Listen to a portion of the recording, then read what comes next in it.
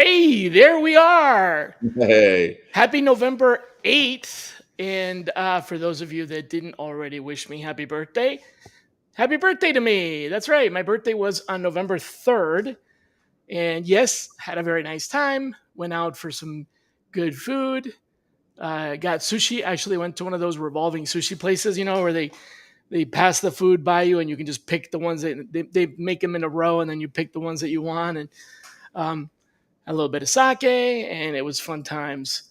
Oh, wow. Um, so yeah. Don't ask me how old I am because I definitely, let's just say, more than half a century, and I stopped counting.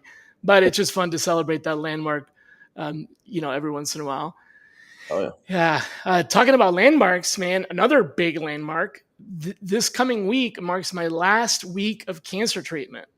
So then I gotta wait 90 days to like make sure everything's all the treatment chemicals and everything have cleared out the system. But good news is after that I'll get my test and see if I've been taken off of the cancer list. So stay tuned. We'll know in 4 months, but at least this is my last treatment. So yeah, definitely, absolutely, like loving that. Um, Definitely. anyway, well, thanks for joining us today, man. I know you're super slammed and recently took the stage at SourceCon. So, first Oh, of all, everybody, this is my buddy Bukola Stewart, one of the sourcing greats. He and I have bumped into each other many times at different events like SourceCon, and he currently is leading a sourcing team. Actually, I don't know how much I'm supposed to talk about that. Is it top secret? no. It's not. Definitely share it. You can share it. All right, it's not top secret. Well, you can find him on LinkedIn / BUK Stewart, Buck Stewart. Anybody call you Buck? No. Book. They call me Book. Book. Oh yeah, Book Stewart. Yeah. You can find him there, and he's currently running talent for Calibrity Yeah. in Cincy, right?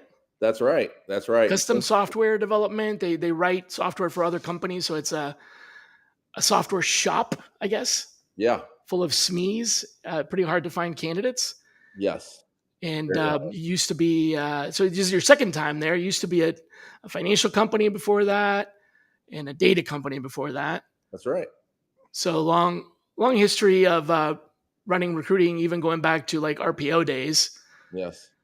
So cool, man. Well, hey, what happened at SourceCon? Tell me Oh, the experience, if you whatever you can share that's not well, super first confidential or I want whatnot. to say personally, like, happy birthday. Let's Thanks, man. start there, man. And then oh my goodness, 90 days cancer, and then you might be off the list. That's Maybe, yeah, we'll see. But yeah, it's my last treatment, so I'm glad for that. These treatments have that's a nasty side effects. that is amazing, dude. That you've you know at least you got that one next hurdle to jump over, and you've got Yep, it. You definitely got it. big So one. big one, yes, definitely. But yes, happy birthday and congrats, definitely on that part. You've got it. Positive thoughts. That's what I'm pushing towards to you. Thank you. Yeah, appreciate Yeah. it. I'll take all the positive thoughts I can get. Yeah, and I do my current role for the past 3+ years, and I actually worked for a startup for a little bit, then Oh, worked okay. I didn't uh, know that. the financial institution was a startup, and it was called Luma, and they did like software as a service, and they were a client of mine when I was at Calibrity. I was kind of in a uh, like head of talent, head of sales role. That was another small company where I was wearing multiple hats. And this client had this amazing product that I was very interested in. And they were in a growth spurt where they needed to grow from like 8 employees to 150, and got an opportunity to, you know, uh, you know, essentially get into the world of startups, because I've helped startups from a client perspective, but I've never worked as Inside. inside. So that was Yeah. very interesting and fun. It's kind of cool to see your impact, like everything that you're doing. Actually, it's easier to see what's going on because every hire you make is one of the new hires on a new kid on the block, and Yeah. sees a big team or anything like that, and you can actually see the difference that they're making. So it's a good experience for sure. Definitely a different type of setting. Yeah, it's fun. Just being involved in those in the beginning stages. I've always liked that. I've never really been a guy that's liked working for big companies. Not that there's anything wrong with that. It's just not my bag. Yeah, some people like the uncertainty and make your own playbook, and some people like the rule book that's already established. It's a preference thing for sure. And so once they grew to, I helped them grow to 150. The growth spurt was kind of done, and I like new challenges. Liberty actually was looking to go. They were a local small shop at the time when I was there. I helped them go from, again, like 3 employees to 50. And that's kind of the reason why I went to that startup, because they were kind of out of that growth spurt, and they wanted to kind of remain at the time at 50 employees. And when they reached out to me, the owners actually reached out to me. They went to my wedding, which was funny, Wow, and they recruited me there to come back, and because they were switching off to a national model, remote. starting to grow a little bit. Yeah, to grow again to around 200 employees around that time, specifically in software development, and that's always a great challenge to grow a team, a sourcing team remotely. So I had recruiters in Chicago, Florida, Tennessee, and Detroit, and then obviously in Cincinnati too. And so that was fun. It's still fun. We're kind of out of that growth spurt just due to the economy, but we are branching out to a new which basically what we've done in the past is more service solutions work, project based. Our team goes in for about a year, writes the software, and then they go on to the next project. This is more of a how can we help you from a technology perspective, contract to hire, butts and seats service that we're adding on to Liberty, and it's been fun starting that up again. I'm going to start growing my team probably the 1st of January. So that's another fun initiative. I can recommend a couple of good sorcerers if you're looking. Yeah, no, I definitely want to hear from you on that Some of end. them might even be on this program right now. That would be awesome. That would be awesome to talk to them. Cool, man. It's Uh, exciting to kind of have. It's I don't know. I call it greenfield. Some people call it blue ocean, but like just everything ahead of you as far as like building stuff out. I like designing and setting up workflows and processes, and it's always different at every company. yeah, There's never one single design or workflow that handles all of the different needs of an organization. You can't formalize this. Even big RPOs have multiple ways that they operate with clients, and and they're supposed to standardize as much as possible, but they still have various levels of service and everything. So it's always fun to kind of put that together and then see it grow. Some people like to build. I'm a builder. I like to design. I like to execute and implement the design. And then when things are kind of running and when they're running well, I get bored. I'm like, now what? I'm always looking for a challenge. So in an agreed. environment like a startup, there's always new things that you can do because you're growing. Absolutely. And in a larger company, you set it all up, you design it, and it's done. Then there's a lot of resistance to change after that. Hmm. Um, and I'm not really kind of the day-to-day manager or the farmer, right? I'm more like the architect or the builder.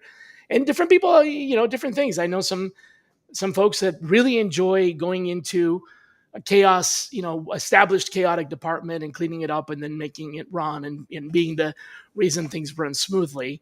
It's a different skill set, a whole nother level of patience or whatever. No, I Yeah. totally agree with you. You hit it on the nail, Shally.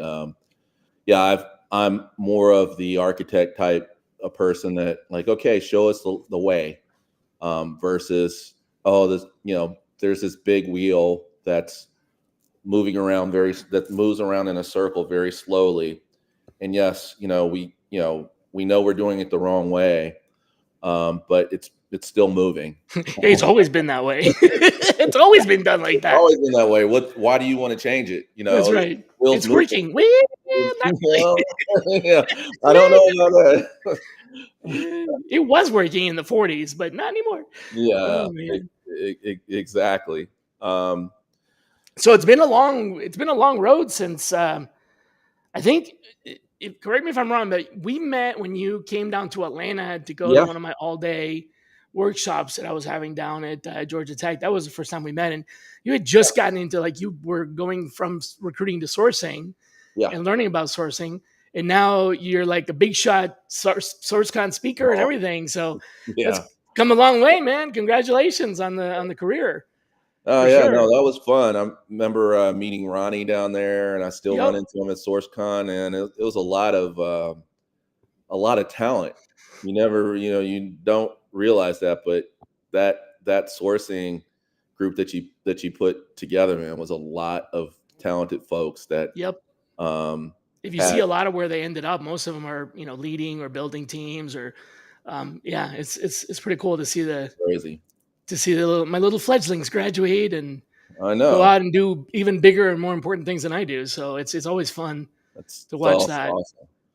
Yeah, and it's funny with the SourceCon thing. It was they literally I just went there a couple of times just as a fan to learn. Same thing, with your training that you wanted. It was just for me to learn, and then they reached out to me. I think last year to see if I would be interested in speaking. And honestly, it was a fear of mine speaking in front of a large audience. I've It's spoken, everybody's nobody's comfortable on stage. yeah, I'm comfortable around a small group, very comfortable when I can But a actually, stage, yeah, with the lights on you and it's totally different. So yeah. literally, having a whole bunch of people, over 50 plus people just staring at you, and you have to entertain them in a way. And if they Or don't look keep them entertained, interested. you're like, what, are you not entertained? And you don't know what you Right. you don't know what if your body language is off or whatever, or do you have something on your shirt or whatever? It's Did like, did I forget to yeah, clean my crumbs off my beard or whatever? exactly. And then So 50 sounds like a small, was that like a workshop or a breakout or well, no, I'm talking about 50 plus. No, there was probably 100, in uh, the audience? 100 in the audience. So yeah, there was probably over 100 there, but still, uh, I'm used to speaking maybe, in front of 25 people, like a networking event or Meetings whatever. and yep. Just a bunch of, and they already know you or whatever. They're just there to hear you talk about how to network or whatever.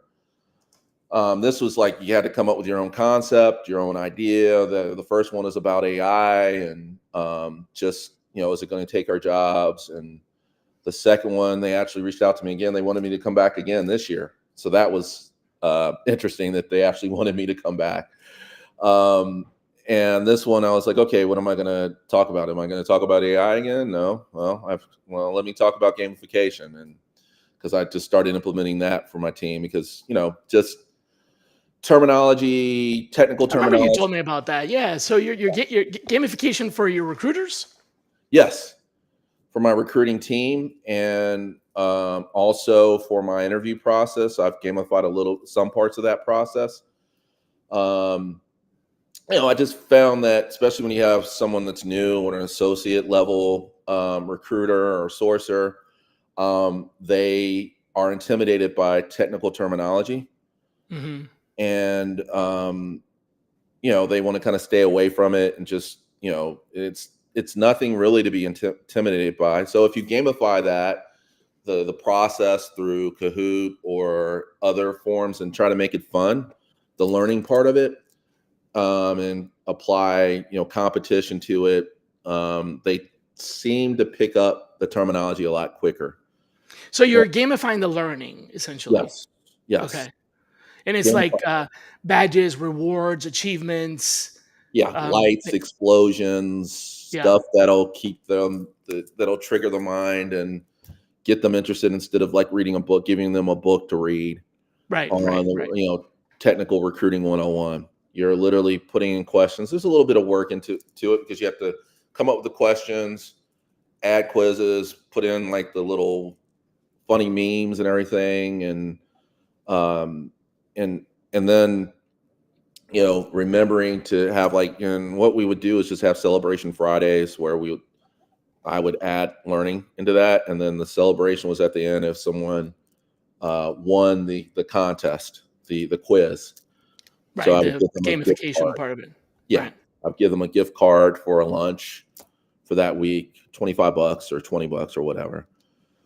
So yeah, I found that process actually helps them, pick up the terminology, and I've the ROI for me and the company is that I've had a lot of productive employees that contribute to the bottom line essentially. So Yeah. Well, I've been, I should say, teaching adults or educating adults or whatever for many, many, many years, way, way too many years to count. oh yeah, 3 decades basically, and yeah, it's a multi-headed beast, man. Adult learning is a whole, so people get PhDs in it, and there's a lot to it.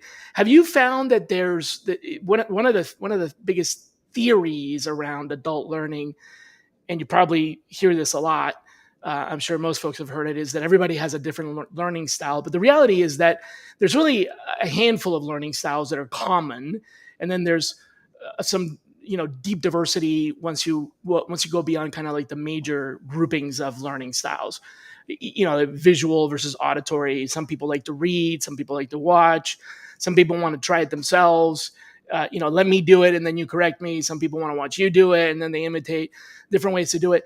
But what I've found is that it doesn't matter what the learning style is, and let me know what you think about this. Regardless of the learning style, whether you do videos or you do gamification or you do text and quizzes, and you include the gamification for the sake of keeping people engaged, but it doesn't matter what you do. There's always the factor of like, what is the reward system? And yes, not everybody wants to be rewarded the same way. Some people like to be acknowledged. In other words, if they did a good job, they appreciate it when you say they did a good job in front of others. agreed. While other people are embarrassed by that. And if you congratulate them or celebrate them publicly, they don't like it. It's the complete opposite. Hmm. And some people Yeah, are, let's just say, not motivated, but their reward structure is more of an achievement. Like, I get to put the trophy on my wall, right? So don't celebrate me. I don't want the applause. I want the trophy.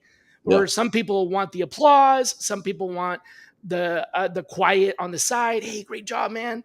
And some people want like just literally the cash money or whatever the prize is. If yeah, it's so they'll do it for the $50 gift card, or they'll do it for the kudos, and they don't really care about the $50 gift card, or they'll do it for the company wide announcement and they don't care about the gift card, or they'll do it so they can put the certificate on their wall. Like, there's all these different motivators, and it really doesn't matter how much you put into the development of the learning structures if you get that part wrong. Like, for example, if you make it all about public accolade and everybody just gets written up in the newsletter, you'll notice some people just don't participate because they don't want that public acknowledgement. They fade into the background. Have you found that? I know I have, but did you find that in your short experiment? yeah. I find that just like you said, I think it's more about the personalities. So I think Yeah, the drive, gamification, the motivator, what the the motivators are. motivator. So just like you said, I think specifically it hasn't worked well with my with the technical team, because they are exactly what you said. They don't like the accolades. They don't like to be recognized. They just like doing a great job. They like falling in love with the problem, solving the problem, and then moving on to the next problem. And like, don't put me up there. So, and separate me from my team because my team helped me fix this, Right. whereas, Reward the whole team yeah, instead of, yep. reward the whole team instead of me. They're more selfless in that way. Where, I find the type of people that I hire are typically, numbers motivated. as far as like That's achievement. That's an achievement drive, right? Yeah, Like I want yeah, to do the best. I want to achieve the goal, get to the target, exceed the target. exactly. So they don't mind that, in fact, they want it, and they kind of thirst for it. Most people that are on my team. So yeah, But do I you find that you totally have agree to with kind you. of adapt your reward in order to get some people to participate, Yes, 100%. or have It like multiple types of like, you can choose your reward. You can have this or you can have that. Because if you just say this is the reward, some people just sort of don't get it. They don't get recruited to do the job. You know. 100%. So we have a like a 15-5 process that essentially has check-ins where this is for the technical team, where they can essentially give people kudos, and if you get the most kudos, then you get a reward at the end of the year. I cannot get our technical team to participate in that. Like our participation is I want the very kudos. low. It's and the feedback that I've gotten is like, oh, it's I don't want to call somebody out, or there's a number of reasons. Essentially, they don't like being singled out. But yeah, it's not singled out. It's just they don't like the public acknowledgement. They'd rather probably have private acknowledgement, Yeah, or the certificate on the wall. And it's a different. And it doesn't matter what their learning style is. They could yeah, be visual, auditory learners, but their reward structure is a great part of the reason I'm bringing this up, because it's a big part of how you motivate people to learn. And in all my years, what I found is I've designed. I have an online curriculum. That course that you attended is now yeah. online. Oh, And cool. often people say, well, nobody wants to sit through an online course. That's not really true. The course is designed, this is a full diploma, 200 hours. It's very in-depth. Um, Oh, but it's wow. designed so that it engages visual learners with graphics and videos. Yeah, It engages tactile learners with interactions that you have to click, hotspots, heat maps, things like that. It engages the let me try it learners by giving them examples to go try, and then they have to put in their answer. And it's not a quiz, it's not graded, but it's like a remediated learning activity. So it's engaging everybody, the auditories, the readers, the experimenters. It engages all of them. But I frequently run into people not wanting to participate because the organization that bought this for them has set up a reward structure that is very one-sided. Like, yeah, for example, if you complete this, you get a certificate. And not everybody wants a certificate. So some people just, the course is engaging, it's entertaining, it hits all of the learning styles, but they're not motivated because their reward that they're going to get outside of the knowledge that they would learn, which you would think is the main reward, right? mhm, But yeah, outside of the knowledge, the reward that the company is giving them for the achievement is not something that interests them, and so they just kind of don't participate. And then the customer will ask me why, how can I get people to go in and do it, and they want to do the whole like supervision. Well, we're going to log to see how many people were in and how many minutes. And I'm like, that works for elementary school, but that doesn't work for adults don't. You can't tell Bukola, hey man, if you're not in this course for 30 minutes, you didn't learn, because Bukola might have absorbed the entire content in 5 minutes and learned it and does it well. While Shally, it takes him 27 tries and 5 hours with the exact same course. So you can't say, well, unless you've been in the course for X amount of minutes or you've completed, the achievement structure has to be there. You've got to have some incentive that is either a badge on your profile, or some kind of financial. It doesn't have to be money. It could be a day off, oh things yeah, like that. You vary yeah, those rewards, people will suffer through anything. in, mhm, in other words, you can have the crappiest like text-based training that's all reading, no images, no audio, no yeah, video, but the reward is the one that they want. They'll do it. yeah, yeah. No, I totally agree with you. It's to talk about exactly to that point. We have like a reward system for our technical team, and it's all wrapped around AWS certifications and Azure certifications. That's the They, trophy, by the way. yeah, that's the trophy. And Yep. and if you look at our people, they are certified up. I mean, we have like, I think we're at a platinum status when it comes to AWS, and some kind of status when it comes to, I forget the status when it's Azure. So that reward system that they set up, that our technical team set up, is working amazingly well. But if you know on the talent side, nobody really wants to. It's funny, like the Different accolades, motivation. and Yep. they'll put it on LinkedIn. They'll say, I just got my Azure certification, Gold certification, or whatever. But on the 15.5, where it's internal, and they're actually, people we're trying to get people to talk about the work that they've done, so that we can essentially market that information and say, hey, look what our team individuals our individuals are doing internally. We have a culture, Right. we It's communicate. you want to brag, not in a Yeah, bad way, but you want to brag about your achievements. However, some people just don't want to be bragged on. You yeah, know, no, like exactly. I shrink and get so embarrassed and so like I I don't know. Embarrassed is probably the best way when people start talking about me, like when they're like, Yeah. "Oh, Shally did this," or "Shally," I'm just like, no. I want. I'm driven by the achievement, right? So Yeah. if you tell me it can't be done, there is no greater reward for me than doing it, and nobody Oh, needs to know yeah. about it. Yeah, that's I don't care interesting. if anybody knows. Yeah, And there's a lot of things that I've done, a lot of things that I've done that nobody knows because I don't go around, talking about how I did this, I did that.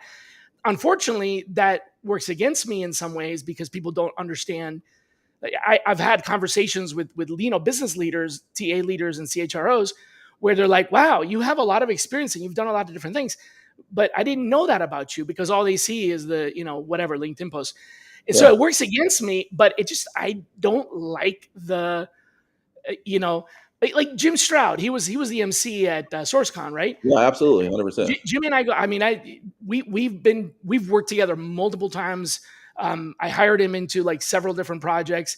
He's someone who likes to get recognized and isn't ashamed of or afraid of being talked about. Right? Yeah, It makes him. It motivates him when exactly. you say, "Hey, Jim did a great job" to everybody on the team. But if you did that with me, I'd be like, "Man, stop that! Like, don't do that." Yeah, It's just different motivators, right? that's so interesting. Yeah, that is It's so very it's significant because when especially if you're a manager, you have to kind of figure out what is it that's going to drive them the most. Not everybody is compensation driven, not everybody is true. achievement driven, not True. everybody is recognition driven, and learning has a huge part to do with ultimately how you want that recognized or rewarded, the incentive, I Yeah, guess is what I'm trying to say. yeah. So if you could Great. find a team where you have, I'm going to call Jim a cheerleader in the most respectful and loving way. I love the guy. We've worked Yeah, together many times. He's a yeah, great cheerleader. he is. Jim loves when other people are successful. He Yes, will elevate them. He will accolade them. He enjoys the attention. He likes giving the attention. He shares the stage. He's a good promoter of, absolutely. of things, right?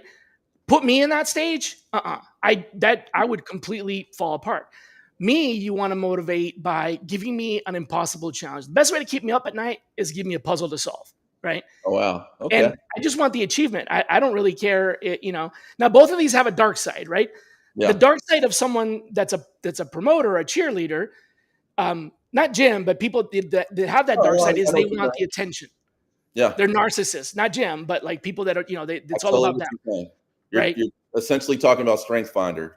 Kind of, yeah. Yeah, In so, very, yeah, yeah. it's a lot simpler than that. It's achievement, or association, or accolade. Like I want to win, or I want us to win and talk about it, or I want them to win and see them succeed. But like it's just very subtle, and it's really uncomfortable when you're being rewarded the wrong way according to your, you know.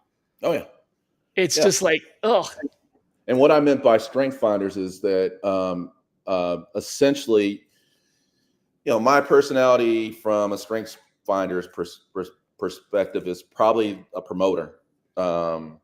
Yeah, they got a bunch of dimensions, right? Yeah, a bunch of Yeah. dimensions, and then but my weaknesses are in some cases are my organizational skills.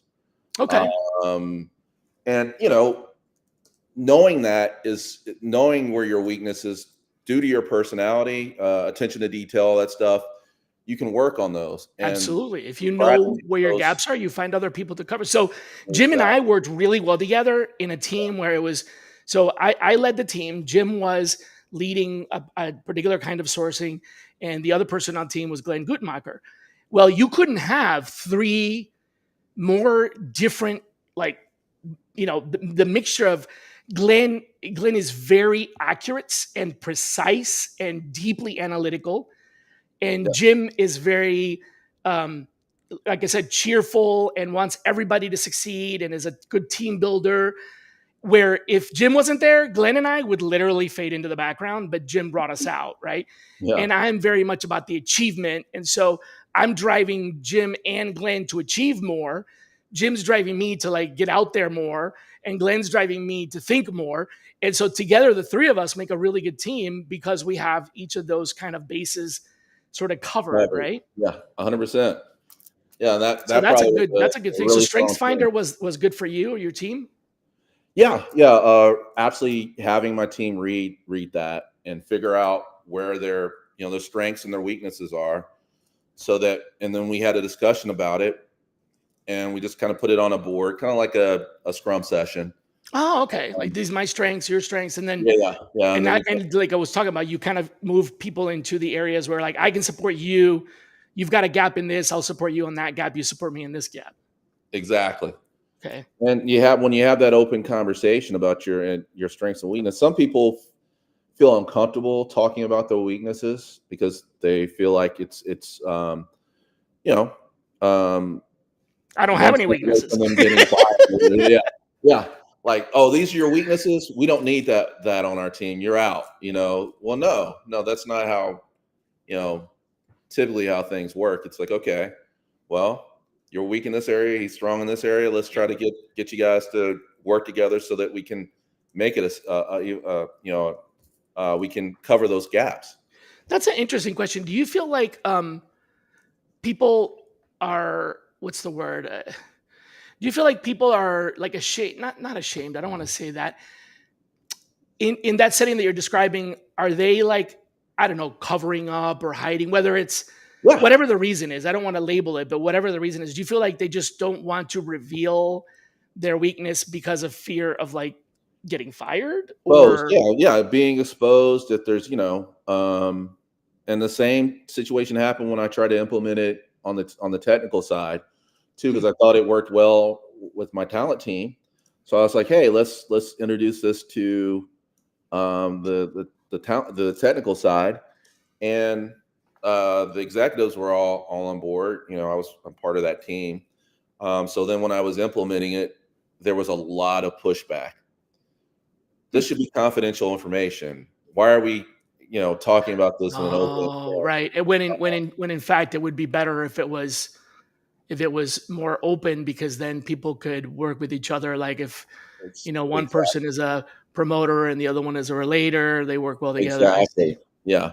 And Gotcha. you had like there's different titles that they had. They had captains, promoters, Uh-huh. organizers. I like that. So it was all typically positive in a way, but it had the strengths and then it had the weaknesses, and then it actually kind of you could use this app to kind of see which teams would are better formed, and which teams would be better if they had somebody else on this team or versus that, so you could kind of switch it up. And I thought it was like, if we were going to be the best that we could possibly be, I thought this would be a very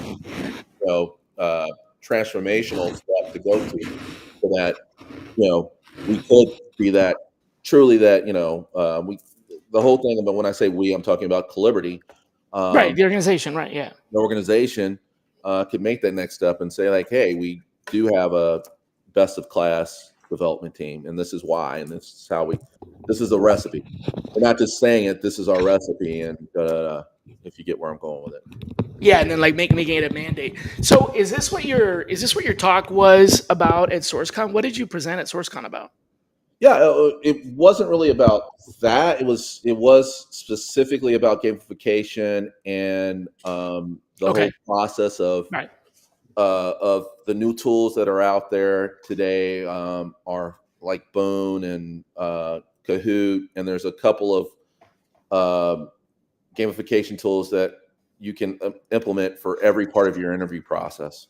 Oh wow. Interview gamification. Yeah, That's cool. yeah. So I talked about that, and then I And these also are like free or you just it's part of a built-in yeah, system? essentially each tool was yeah. I mean, it could if you added every piece, it would probably be very expensive.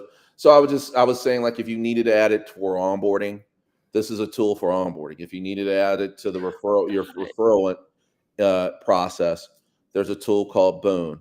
If you needed to add it to your skill assessment, there's HackerRank, CoderPad, Gorilla Yeah, I Test. used to use one of those for that, for Exactly. the assessment of developers. But so are you saying that you're building this into kind of various aspects of the recruiting process Yeah. from the Exactly. application and it's Yeah. helping what's the give me an example of how you would gamify say I don't know the application process or the interview process how not what tool necessarily but like what's an example of that Yeah. gamification. Yeah. So using new the non-traditional gamification, you can actually apply it to the beginning stages, the top of funnel part of the interview process for new grads, for example. So Deloitte implemented a VR gamification tool that actually lowered anxiety for new grads. It allowed them to, kind of put their best foot forward. It actually increased diversity of hire. Um, essentially, essentially allowing because they couldn't see the actual interviewer. It was a VR gamified process that had the behavioral part, a technical part, and then a phone like a phone interview, screen interview that And so once would they kind of get like achievement badges or something for every stage or like yeah, what are you motivating what is the motivation, the motivation is just the fun, just have fun the doing fun, it? yeah, yeah, and then Okay, got interviewing it. with a top. I think the company was like P&G or something like that that did that through Deloitte and to increase their diversity. The DEI number, their DEI numbers went up, I think, by 30%. So yeah, that was one part. Another one was, there was actually a product. This isn't the interview process, but there was actually a product that a company, a confidential company, was implementing. And again, I think the consulting firm was KPMG, and they wanted to increase the numbers on this particular product. So their percentage of opportunities through this product. So they wanted their employees to learn about the product so they could sell it better. So they gamified the actual product. So basically there's like I guess there was like 5 steps where they learned the rules of the gamification game. They learned uh, the game was the actual managers that promoted it saw like a 15% increase in sales because they essentially I guess the game was fun. I didn't see them play the game, but the game was fun. And then they learned the rules of the game, and then they became what the last stage is like masters of the particular product. So they were able to explain it a lot better and increase sales overall for the company by I think like 27%. So the game I'm going to call it a game, but the Yeah, system is replacing the traditional application form and helping to evaluate candidates without kind of making it boring and dreary. So it's Yeah. increasing the interest of that sort of application process. And then at the assessment slash interview, the again game or games can complement your sort of like the testing and maybe help with like anxiety of the interviews, things like that. Yeah, Okay. exactly. So they're essentially AI components to it that you have to. So there's disadvantages and advantages. So there's AI components to it that you have to constantly evaluate the data, make sure that the data is correct, and eliminate the parts that are not, because humans are putting the data in. So you got to do your homework. It's not Yeah, just you buy yeah, something off the shelf and voila, you're gamified, right? exactly. Um, you will get pushback. Some of the disadvantages, typically you will get pushback from, your employer and the employees, because again, it's unknown, it's new. So educating yourself on the demo, making sure that it's the right choice for your company. So it's not a, you know, um, one fit for all. Like, if, you have to make sure, like, if you choose one of these applications, that it's the right fit for your company, or even, if you really need to gamify your interview process, that's something you would need to evaluate also. We got a question from Steven on LinkedIn. Did you find that the burden on the candidate gets longer, um, as in like more painful for the candidate to go through the gamification process? Is it lengthening the interview process or the application process at all? That's a great question. I actually, part of my presentation was actually talking about it actually shortened the interview process by Oh, it about, shortens it. Okay. yeah, it shortens it. And the reason is, typically, a lot of these, I don't know if you've applied to any of the enterprise companies and how long the interview process takes. It typically takes a long time for them to get back with you, for them to set up Yep. the interviews, for Yep. them to, and then they have a number of different steps.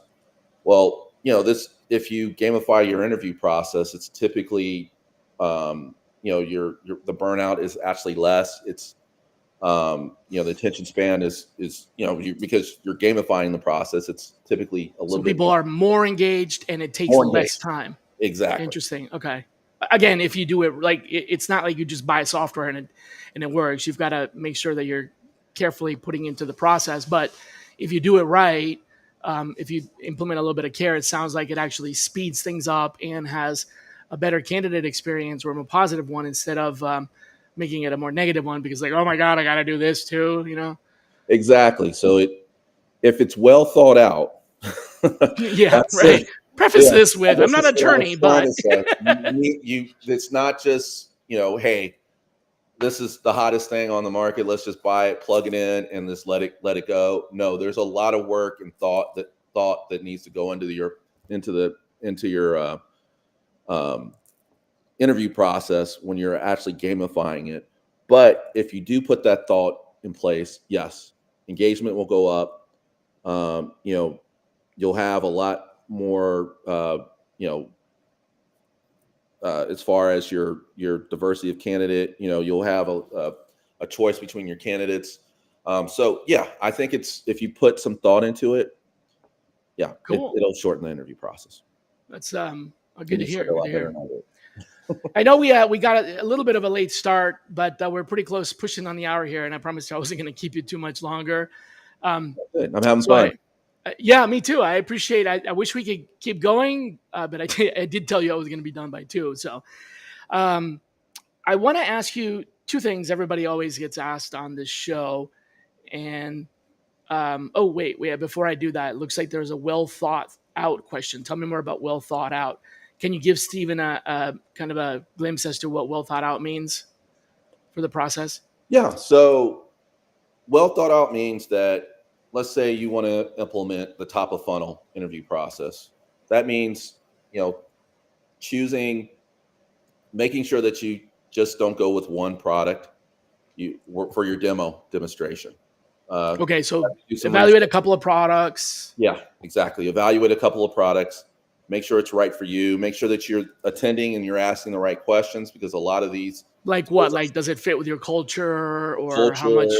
yeah, Okay, how is the much product, work is there? yeah, how much work is implied. Also, the scientific, there's a lot of scientific backing for some of these gamified applications. So you have to make sure that they have a well thought out process when it comes to, so okay, why do you have this tool, and what's the ROI around it? What's the ROI? What are the Yeah, possible outcomes? What are the possible bottlenecks? Where does it go wrong? So exactly. prepare for that in advance. Okay, so kind of like maybe like with any other software implementation, in a way, you have to plan it out, prepare for it, and have a team that vets it, and have a committee that is able to look at the different perspectives. Yes, make sure you have you have an internal committee that can evaluate it, inspect it, and that you have buy-in on the levels that you're actually going to implement it into. Because if you don't, yes, to answer that question, it could lengthen the interview process. If If it you, doesn't do that right. yeah, Now, the other thing I would say, it would be just my point of view would be that you want to start a pilot, right? Like try it with a specific department or a rack or a function or something, so you can track. That way, it doesn't impact a larger population, and you can experiment agreed. with the more risk-taking hiring managers that would be willing to experiment for the sake of the benefit, rather than just sort of turning it on for everybody, and then everybody's got to change. Big change is always a Yeah, bad thing. So exactly. So change is typically a bad thing for departments. They don't like change, especially big departments. So you definitely need to do your research on these tools and make sure that there's an ROI for the department that you're implementing it into. I'd love to see. So I don't know if you did this, but I'd love to see some kind of like, guideline to evaluating the gamification, or bullet points on something like what are the things that you asked about. We don't have time for that now, but if you had something like that, I'd love to share it to the audience, the network. Yeah, yeah. I No, I do. definitely And You I do. do. Oh, cool. I'd love to see Yes. that. Yeah. Yeah. I I'll see definitely have that. kept you over time. So let me go ahead and get to the wrap up questions, which are number one, who should be our next guest? Huh. Good question. You probably already had Ronnie on, right? Ronnie's been on. Yep. I would love to have Ronnie on again, but Okay. yeah. We So make that's that my happen. Ronnie. Yeah. All right. And then the last question is, can you give us something to think about over the weekend? And I'm not saying a statement to consider, but more like a question to ask ourselves. So what should we ask ourselves over the weekend to help us think of new ideas or new perspectives? Yeah, I've been deep in thought around AI and how it can actually help my job, and I use it on a regular basis. A lot of people think it's going to replace their jobs. I just wrote an article probably a couple months ago around that, and I equated it to when basically when you had the horse, when you essentially everybody was riding around in horses, right? And then the automobile Okay. came out, And the what? and then the automobile came out, right? Right. Okay. Yeah, I'm telling you a story. And then everybody was worried, like, oh, the automobile, it's gonna, all the horse people that were driving people around in horse and carriages were like, oh, the automobile's gonna take our jobs and all this other stuff. What are we gonna do? Well, I mean, did it really take everybody's job? No, I mean, people just learned how to drive automobiles, and then taxis came around, and or if you drive your grandma to your grandma's or And whatever, the it's world got cool. smaller. Yeah, the world got smaller, and it was just Yeah. a tool. Like it got better. It was easier to get places. It Exactly. increased commerce. Yeah. So it helped, right?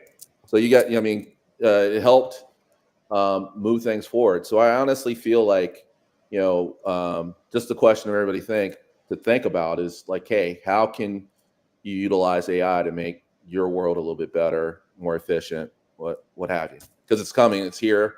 I don't think there's anything we can do to stop it, but to embrace it. And that's my personal opinion. But I'm throwing that question out to the audience about Yeah. about that. That's what I wanted. I wanted something for people to think about. Yeah.